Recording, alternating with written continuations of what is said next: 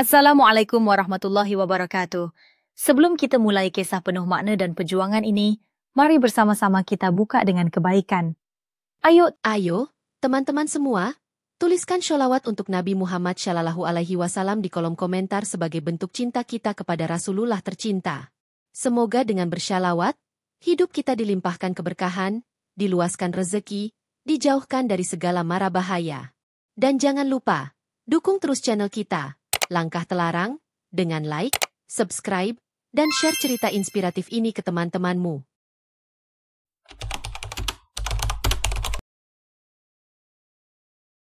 Langit pagi masih gelap, tetapi pasar Cikurubuk di pinggiran Tasikmalaya sudah riuh. Pedagang membentangkan lapak, menyiapkan dagangan mereka sambil berdoa dagangan laris. Namun, kegelisahan menodai semangat itu. Pak Ujang, pedagang sayur berusia 58 tahun, memandang ke arah gerombolan berseragam putih yang berdiri di ujung pasar. Seragam itu identik dengan sebuah ormas keagamaan besar. Namun Pak Ujang tahu, yang mereka lakukan jauh dari nilai-nilai agama. "Ayo, setor keamanan bulan ini. Cepat!" bentak salah satu dari mereka, tinggi besar dengan lengan penuh tato, seragamnya kusut. Tanpa perlawanan, para pedagang menyerahkan lembaran uang lusuh. Pak Ujang pun terpaksa merogoh koceknya. Hati kecilnya memberontak. "Ini bukan keadilan," gumamnya getir. Malamnya, dengan tangan bergetar, Pak Ujang menulis surat kepada Gubernur Jawa Barat, Deddy Mulyadi. Surat sederhana, penuh keluh kesah, dengan satu harapan, ada keadilan. Di kantor Gubernur Jawa Barat, Deddy Mulyadi membaca surat itu dengan dahi berkerut. Kata-kata sederhana Pak Ujang menusuk hatinya. "Preman berkedok ormas, ya?" gumam Deddy. Hendra Kusuma, ajudannya, masuk membawa tumpukan dokumen. Melihat raut wajah Deddy, Hendra bertanya, "Ada yang serius, Pak?" Deddy meletakkan surat itu di meja. "Lebih serius dari yang kau kira, Hen. Ini bukan sekadar pungli. Ini perampokan berkedok suci." Hendra mengepalkan tangan. "Perlu saya turunkan tim, Pak?" Deddy menggeleng perlahan, sorot matanya tajam. "Tidak, kita harus lihat sendiri. Aku ingin menyamar ke sana." Hendra terbelalak. "Menyamar, Pak? Gubernur?" Deddy tersenyum tipis. "Kadang keadilan butuh disaksikan langsung, Hen." Mereka merancang rencana. Penyamaran, pengamatan, pengumpulan bukti. Hendra, meski was-was, tak berani membantah tekad gubernurnya. Minggu berikutnya, Deddy dan Hendra menyusup ke pasar Cikurubuk. Deddy mengenakan jaket lusuh, topi tua, dan membawa keranjang plastik. Mereka berjalan pelan menyusuri lorong pasar. Bau anyir ikan bercampur aroma sayur mayur. Teriakan pedagang bersahut-sahutan. Tiba-tiba, keributan terjadi. Seorang pedagang buah tampak diintimidasi oleh preman berseragam ormas. "Udah dibilang, kalau mau aman, setor," bentak preman itu sambil mendorong si pedagang. Wajah Deddy menegang. Hendra, yang berdiri di dekatnya, hampir saja melompat. Tapi Deddy menahan lengannya. "Bukan sekarang," bisik Deddy. Mereka mengamati. Preman-preman itu tampak profesional. Mendatangi tiap kios, menakut-nakuti, berbicara lantang soal keamanan sosial dan dukungan organisasi. Tapi sebenarnya, mereka memeras. Dari percakapan yang Deddy dengar, nama seorang pimpinan sering disebut, Bahar. "Bahar yang pegang pasar ini sekarang," bisik seorang pedagang ke lainnya. "Bahar? Yang itu tuh, ketua ormas," jawab yang lain. Nama itu dicatat dalam hati Deddy. Setelah penyamaran di pasar, Deddy Mulyadi dan Hendra kembali ke Bandung dengan hati bergejolak.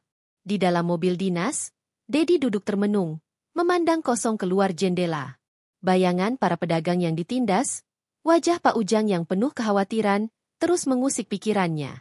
"Ini bukan preman biasa," gumam Deddy akhirnya, memecah keheningan. Hendra yang duduk di sebelahnya mengangguk. Ia membuka laptopnya, menampilkan peta wilayah pasar dan skema kelompok Bahar yang sudah mereka identifikasi. "Pak, Bahar ini bukan cuma pegang pasar Cikurubuk," ujar Hendra serius. "Ada indikasi dia juga kendalikan beberapa pasar lain di daerah sekitar. Semua pakai modus yang sama, Lindung ormas, pakai atribut agama. Dedi menghela napas berat. Licik. Mereka tahu masyarakat takut melawan ormas. Takut dianggap melawan agama. Matanya menyipit. Ini bukan sekadar operasi kecil. Ini akar yang harus dicabut dari dasar. Malam itu, di ruang rapat tertutup di kantor gubernur, Dedi mengumpulkan orang-orang kepercayaannya dari Polda Jabar dan Satpol PP. Hanya segelintir yang tahu. Dia berdiri di depan papan tulis, menggambar garis-garis strategi dengan spidol merah. Kita tidak bisa main sergap saja, katanya tegas. Kalau salah langkah, kita bisa dituduh kriminalisasi. Apalagi mereka pegang surat-surat legalitas. Seorang perwira polisi mengangguk. Kita butuh bukti kuat, Pak. Bukan cuma testimoni pedagang. Video, rekaman suara, transaksi uang, semua harus ada. Hendra mengajukan ide, menyusup lebih dalam. Saya bisa pura-pura jadi simpatisan ormas mereka. Pak, kata Hendra dengan mantap. Cari celah dari dalam. Dedi memandang Hendra lama. Ada kekhawatiran di matanya. Tapi ia tahu, kadang risiko adalah harga dari keadilan. Baik. Tapi jangan sendirian. Kita atur backup diam-diam, kata Dedi akhirnya. Maka dimulailah operasi diam-diam itu.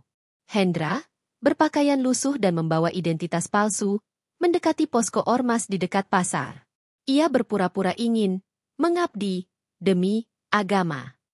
Dengan cepat ia diterima, apalagi setelah ia menyumbang sedikit uang pendaftaran. Dari dalam, Hendra mengamati. Ia menemukan fakta yang lebih mengerikan.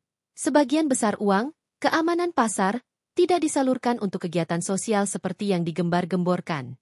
Sebagian besar masuk ke kantong pribadi Bahar dan digunakan untuk bisnis gelap. Setiap malam, Hendra mengirim laporan rahasia lewat pesan terenkripsi ke tim Dedi. Namun Bahar bukan orang bodoh. Suatu sore, Bahar mengumpulkan para pengurus di sebuah rumah makan sederhana. Wajahnya gelap, nadanya mencurigakan. Ada yang aneh, katanya sambil mengetuk-ngetuk meja dengan jarinya. Ada orang baru mungkin intel. Kita harus bersih-bersih. Hendra yang duduk di sudut ruangan menahan napas.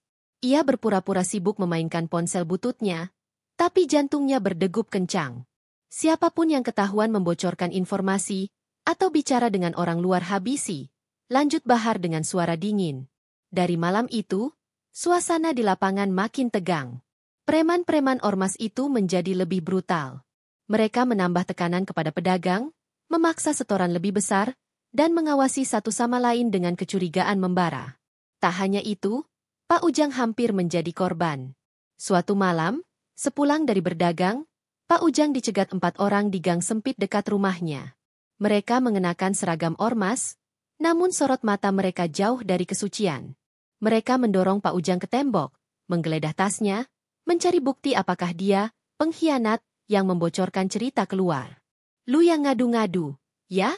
Bentak salah satu dari mereka, mengacungkan tongkat kayu. Pak Ujang hampir tak bisa berbicara. Tapi sebelum pukulan pertama mendarat, tiba-tiba dari ujung gang, 2 pria berpakaian preman datang berlari, anggota intel kepolisian. Berhenti! Polisi!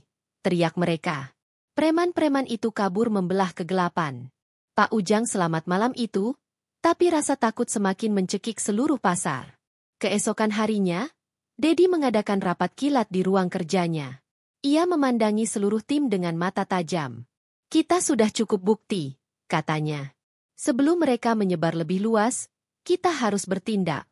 Kalau kita tunggu lebih lama, rakyat kecil jadi korban. Semua mengangguk. Rencana pun dimatangkan. Operasi besar-besaran akan dilakukan. Penangkapan tidak hanya di pasar, tapi di beberapa markas tersembunyi yang sudah dipetakan lewat laporan Hendra. Dedi tahu, ini akan jadi pertaruhan besar. Bukan hanya jabatan politiknya yang dipertaruhkan, tapi juga nyawanya. Namun tekadnya bulat. Demi rakyat kecil seperti Pak Ujang, Dedi siap menghadapi apapun. Dan di dalam hatinya, ia berdoa semoga semua berjalan sesuai rencana. Hari H tiba. Pagi-pagi buta, pasukan gabungan polisi dan Satpol PP yang dipimpin langsung oleh Dedi Mulyadi melakukan operasi besar-besaran. Sirene meraung, pasar yang biasanya riuh mendadak sunyi. Preman-preman ormas tak berkutik ketika digiring. Namun Bahar, licik. Ia melambaikan surat-surat berbadan hukum, dokumen sah yang menunjukkan ormasnya terdaftar resmi di pemerintah. Apa salah saya, Pak Gubernur? Ini lembaga sosial, teriak Bahar dengan penuh drama di hadapan wartawan. Masa mulai berdatangan, sebagian simpatisan ormas sungguhan, tidak tahu bahwa Bahar telah mencoreng nama mereka. Situasi nyaris ricuh. Dedi berdiri di tengah-tengah, tenang namun waspada. Tenang. Bukti akan berbicara, kata Dedi dengan mikrofon di tangan. Namun di belakang layar, ada kegelisahan. Hendra, ajudan setianya, terlihat gelisah terlalu gelisah. Malam sebelumnya, Hendra sempat dihubungi Bahar. Anak muda. Suara Bahar lewat telepon, dingin. Kalau kau bocorkan rencana operasi ini, ada 500 juta untukmu. Kalau tidak, aku pastikan keluargamu celaka. Hendra sempat tergoda. Bayangan uang dan ancaman terhadap ibunya yang renta menghantuinya. Pagi tadi, saat hampir menyerahkan informasi ke Bahar, ia teringat pengabdiannya kepada Dedi. Ia menangis dalam diam, lalu menghancurkan ponselnya sendiri, menolak berkhianat. Kini, di hadapan Dedi, Hendra menunduk penuh rasa bersalah. Dedi, seolah tahu apa yang terjadi, menepuk bahu Hendra. Kau sudah memilih jalan yang benar, Hen, bisiknya. Di hadapan rakyat dan wartawan, Dedi lalu memutar bukti video hasil penyelidikan, rekaman pemalakan, intimidasi, bahkan pengakuan beberapa pedagang tentang ancaman Bahar. Publik marah. Bahar tak bisa berkelit lagi. Ormas sejati yang merasa dicoreng namanya pun mengutuk tindakan Bahar, mencabut keanggotaannya. Akhirnya, Bahar dan kaki tangannya dihukum berat. Pasar kembali damai. Pak Ujang kembali berdagang tanpa rasa takut. Sore itu, Dedi berjalan di lorong pasar, menyapa rakyatnya. Di antara kerumunan, Pak Ujang menunduk, air matanya jatuh. Terima kasih, Pak Gubernur, lirihnya. Dedi hanya tersenyum, melambaikan tangan. Dalam hatinya, ia berjanji, selama ia memimpin, tak akan ada satupun rakyat kecil yang dibiarkan sendirian.